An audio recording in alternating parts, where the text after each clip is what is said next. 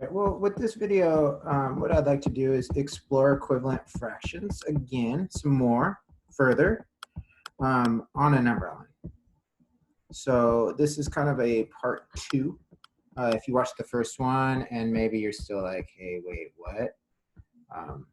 That's why I thought this would be good to do. Let's like just kind of get a little more practice in how do we create equivalent fractions using a number line. So this is our part two video, our second installment. So let's kind of dive into that and see what we're working with today. So again, remember the whole idea is we're going to be given a fraction. So let's just, I'm going to take this a little bit further for this one. I'm going to say maybe we take 1 and 1/2, right? Okay, so we're gonna kind of expand our knowledge of how to like even model fractions on a number line. And this is actually not really just a fraction, but it's also called a mixed number, meaning it has a whole number as well as it has a fraction, right? So this is 1 and 1/2. So how do we find this mixed number? How do we find an equivalent fraction? How do we find something that has the exact same value but looks different, right? Looks different. And that's what we're going to explore in this part two video of using a number line to do so. So here we go. We got 1 and 1/2. Now, if you remember from before, if you watched the first video, if you haven't, I'd say go watch that now because this is going to be moving a little bit quicker.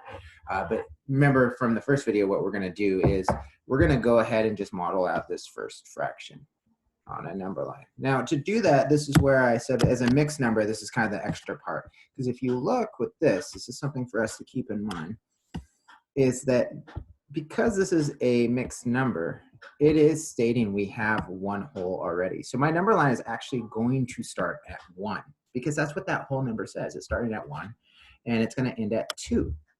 Now, we're going to use our fraction to help us develop what we're going to partition this line into. The denominator tells us that, right? The denominator, that's the gift of fractions. It tells us so much. So we're going to take this number line that happens to start at 1 and end at 2, thanks to what the whole number says.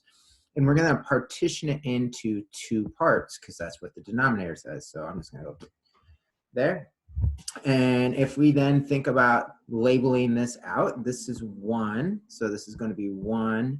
And then here's the 1/2, 1 and 1/2. And then this would be 1 and 2/2, which is actually the same thing as 2, right? And I guess you could say this is 0 or 1 and 0/2. 1 and 0/2 if you wanted to label that. Not always necessary, right? Okay, so that's how we'd first even show this one. And we know here we only have 1 point, 1 and 1/2, that's right here. So if we were to create this equivalent fraction, what we need to do, and I'm gonna have to give myself a little more space now that I've done that. I think what I'll do is, sorry for those labels. They do matter, they are important. But in order for us to do this, we're gonna create a second number line.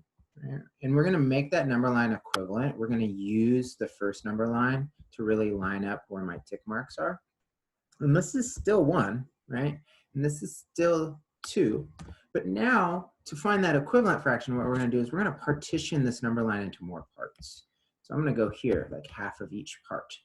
And now if we look at that, we see that in here I have 1, 2, 3, 4 parts. So now I've now partitioned my number line into 4 parts.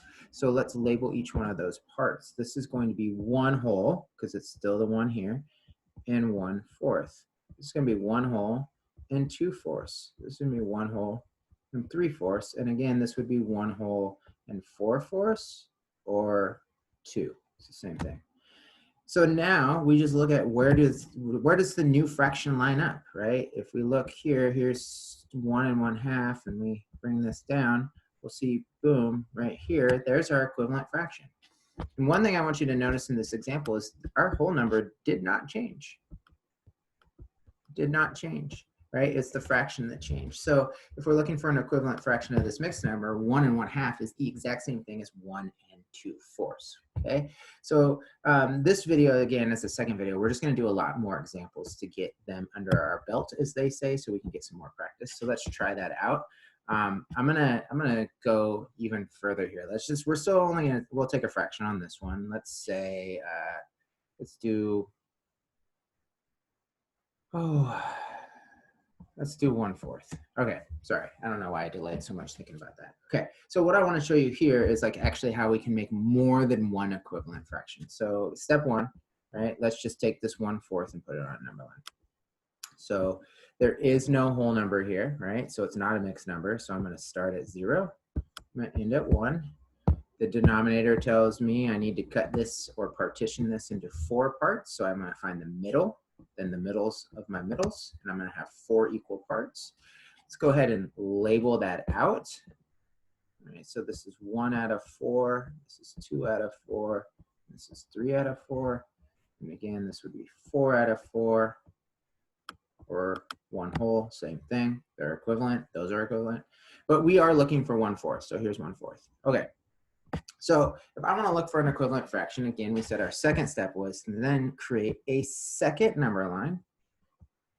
And I'd really recommend writing it right underneath, right? Line everything up so that it is the same size. We cannot have an equivalent anything if we're doing different size things because we can't see where they match, right? If I made my number line this big, well, I can't line any of my tick marks up, right? I would totally make a mistake. So that's the important part to remember is that we want to have this equal number line. Everything's lined up the same. But now before I label my tick marks, I'm going to partition again. Boom, boom, boom. And now let's see here. We got 1, 2, 3, 4, 5, 6, 7, 8 parts. Okay, so we just partitioned this into 8. So I have 1 out of 8, 2 out of 8, 3 out of 8, 4 out of 8, 5 out of 8, 6 out of 8, 7 out of 8, and then this would be 8 out of 8 or 1, right? Same thing, equivalent, equivalent, equivalent. Okay, so now at this point, we can look to see what lines up. And what lines up here is 2 8s. Now, I want to take this further. I actually want to come up with another equivalent fraction. So let's see here. What I'm going to do is I'm going to erase this 1/4. I'm just going to put it somewhere else. This was the start of our work. We know that. So I'm going to say 1/4. Let's try that again. 1/4. And we know that it's equivalent to 2 8s. We know that. But let's actually build a third number line. We can totally do that, right? It doesn't always have to just be 1. Let's do a third number line and see what we get out of that. So I'm going to build a third number line up here. I'm going to do the same thing. Boom. And then use the tick marks to create an exact model. And I'm going to have to partition this one differently than the one I did down here. So the one I did down here, and look, I'll just use this to help me. This is like me moving my pen so you can see it goes. So there's tick mark there, tick mark there, tick mark there, tick mark there. So I'm going to partition this one even more. Let's partition it into even more parts. So I'm going to go half of everything. And that's actually the really cool part about fractions is you can always half a fraction and you're going to get nice equal parts. If you always cut something right in half, right, you got nice equal parts. So notice this time I cut it into even more parts. This number line has more parts to it. In fact, what it has is 16 parts to it, right? And this is going to be 1/16, 2 out of 16, 3 out of 16. I'll try to do this quick.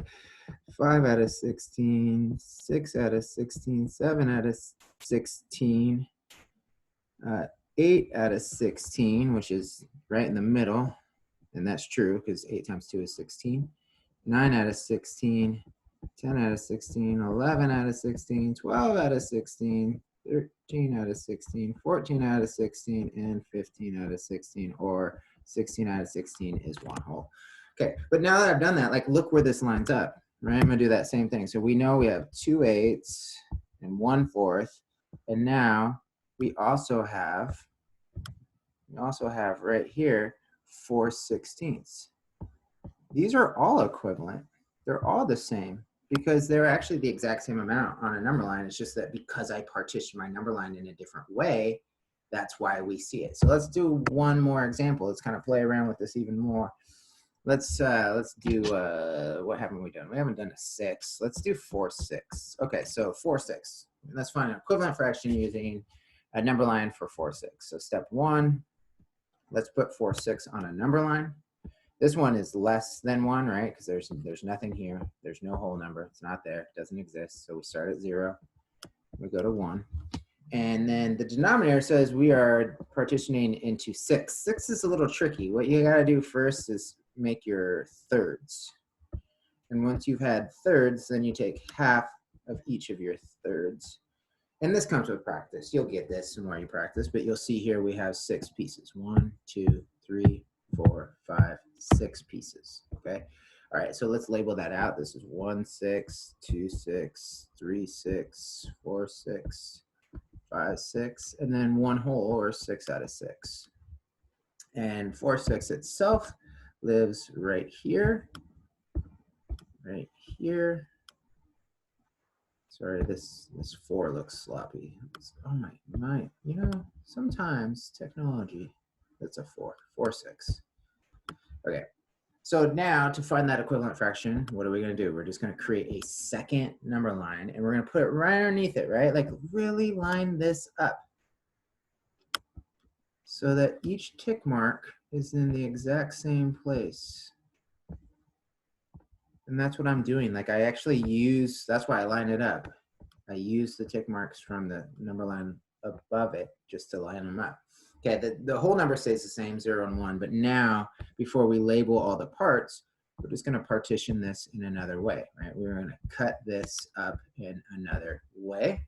And so let's do that. Let's get into that piece. And now we'll see we have 1, 2, 3, 4, 5, 6, 7, 8, 9, 10, 11, 12 parts. 12 parts. So if we label out each one of our parts, this is 1 12th, 2 12ths, 3 12ths, 4 12ths, 5 12ths, 6 12ths, 7 12ths. Notice this is just like counting in base 10 with anything else. It's like counting a decimal, counting whole numbers, anything like base 10, I'm just counting 1, 2, 3, 4, 5. I'm just counting in parts. And this, I guess in this case, it's kind of base 12, but we won't get too crazy about that. But really, again, you're just counting. It's counting by ones, 1 12, 2 12, 3 12. All right, let's see where things line up. And it looks like it lines up right here. Therefore, if we're looking for an equivalent fraction of 4 6, or someone said, hey, what's an equivalent fraction of 4 6? You can say, oh, well, 8 12ths. They are the same thing, right? 4 6 of a cookie is the exact same amount of food as 8 12ths of a cookie, right? So again, I just hope this second video kind of helps practice more equivalent fractions on the number line. We'll think about how to model them, watch that video, as well as continue to watch these videos. Keep up the good work. As always, we thank you for being here, and we thank you for your hard work, and we will see you very shortly.